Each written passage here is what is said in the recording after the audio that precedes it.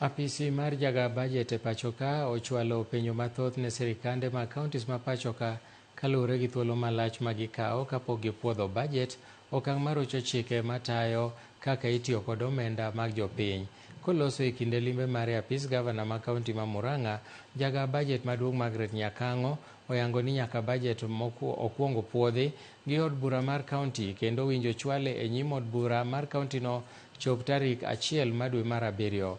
Nyakang'o bende omedo lero lipot mag kaontis mopogore opogore kaka notiyo kod omenda mag chwalo dongruok. There was very little development expenditure in the first quarter for many of the counties. In fact, over 20 of them had zero in development expenditure.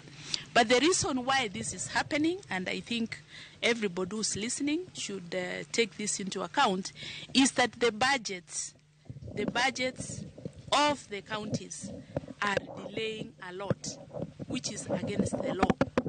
In terms of the Public Finance Management Act, all budgets from the counties are supposed to have been approved by the county assemblies and forwarded by the governors by the 1st of July, so that budget implementation can begin immediately.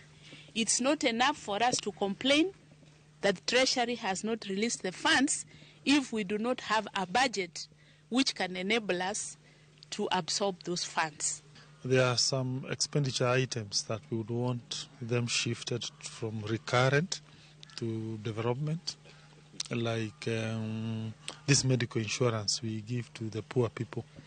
Currently it is deemed as recurrent, which then means we don't have a huge legroom to expand the number.